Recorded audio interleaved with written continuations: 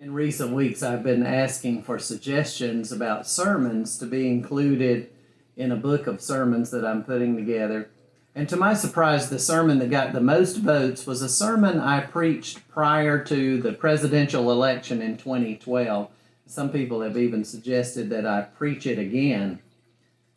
I went back and reread the sermon, and while I have decided not to preach it again on a Sunday morning, I decided to offer a condensed version of that sermon in this midweek recharge devotional. The sermon was entitled Stand Up Straight, and it was based on Proverbs 11:3. The integrity of the upright guides them, but the crookedness of the treacherous destroys them. And then Psalm 123:1, To you I lift up my eyes, O you who are enthroned in the heavens. When I was young, my father drilled in me the importance of good posture. At the first or even slightest sign that I was slumping my shoulders, he would say to me, stand up straight.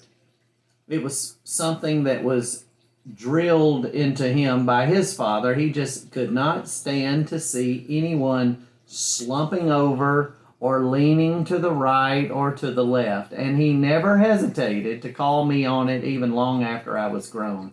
In fact, not long before he died, we were looking at some family photos, and he turned to me and asked me, why is your head always leaning to the left? And at first it made me angry that he said that, but when I took a closer look at all the family photos, I realized he was right. My head was leaning to the left in all those photos. And so he made me so self-conscious that before every photo after that, I overcorrected. And now in all the family photos, my head is leaning to the right. I don't know why it's so hard for me to stand up straight. But I know I'm not the only one who has that problem. Everywhere you turn in the book of Proverbs, the wisdom writer is telling you in many different ways to stand up straight. And the word most often used to describe good moral and ethical posture is the word that is usually translated upright, which in Hebrew simply means straight. To be upright is not just to be right, but it is to be up and right. To be upright is to stand up straight. It's to resist the forces that would compromise our integrity and draw us downward or to one side or the other. To be upright is not to droop or stoop or sink or slump to the forces that would pull us down. It's to be drawn upward. Rather than being pulled down or to one side or the other, the upright person is one who is always seeking the mind and heart of God, who is always above and beyond our highest thoughts. To be upright is to stretch, not stoop.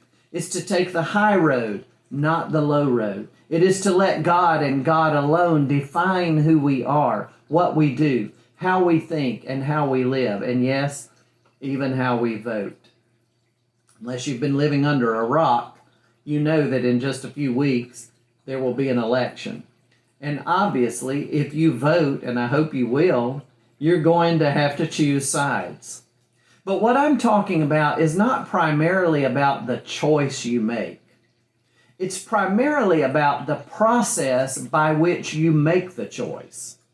It's about your starting point, not just your ending point. To be upright is to start not with some preconceived notions of the truth. It's to start not with our own agenda, ideology, or party affiliation. To be upright is to start with God and seek to see the world as God sees it. The truth and mercy and love of God revealed in Jesus Christ. To be upright is to recognize that compared to that standard, the righteousness of Christ, any choice we make will be an imperfect choice. In this fallen world, we will always be forced to choose between options, neither of which is completely satisfactory. So at every point, We must resist the temptation to put our faith in political and ideological constructions, however noble we may think they are. I'm convinced that part of the reason why some people demonize the other side is because they have idolized their own position. They have not learned to distinguish between their ways and the ways of God.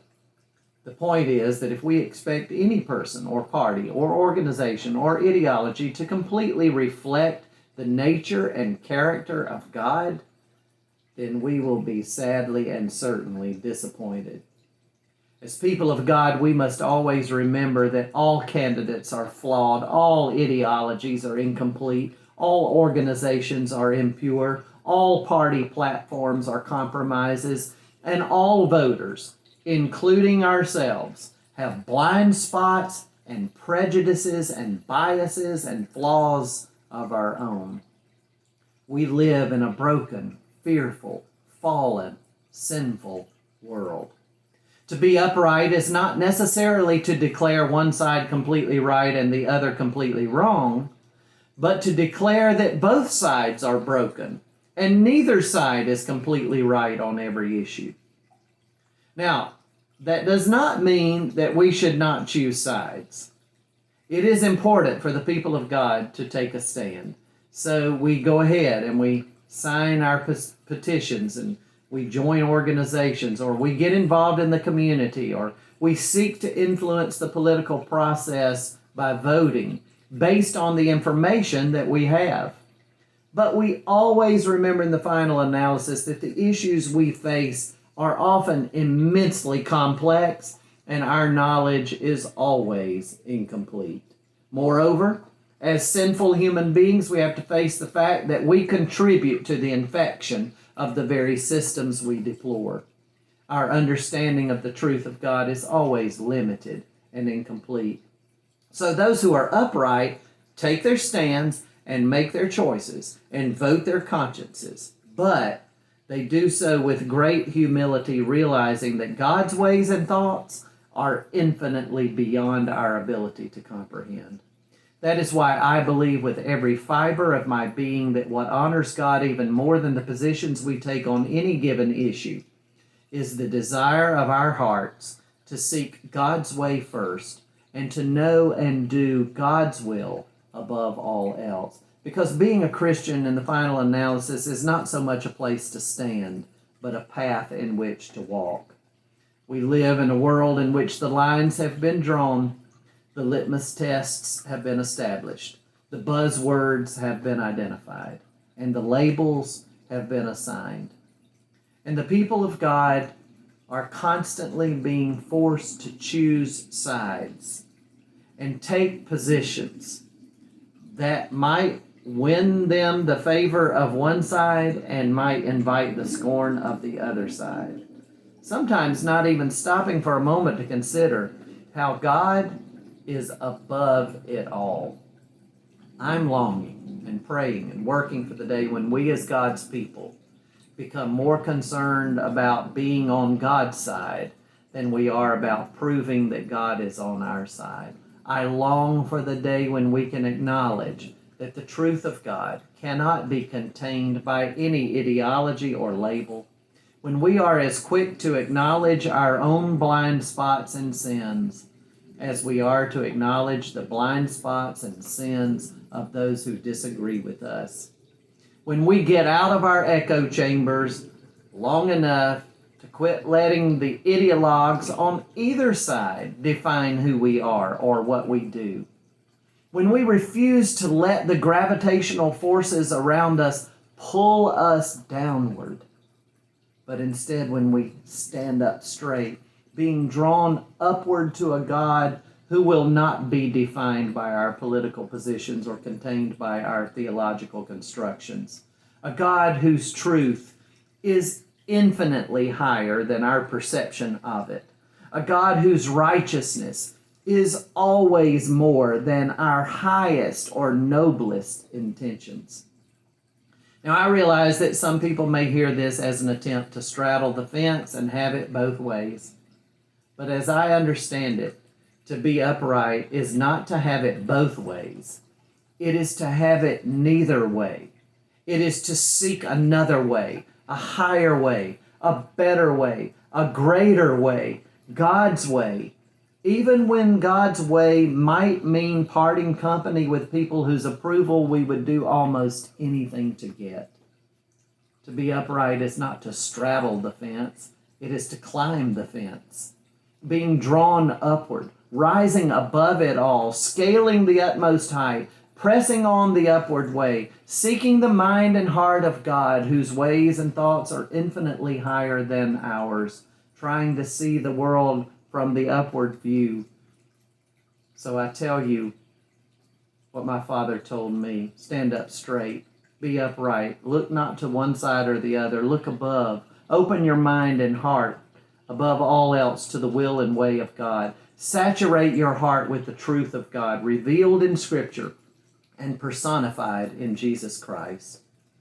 For Jesus, it turned out that the only way for him to be upright was on a cross, crucified by those who were convinced that God was on their side. On the cross, Jesus was lifted high above those who put him there, but still praying for their forgiveness, dying upright as he had lived. And so may we live and die as he lived and died, upright. And may our faith always look up to him and to him alone. Amen.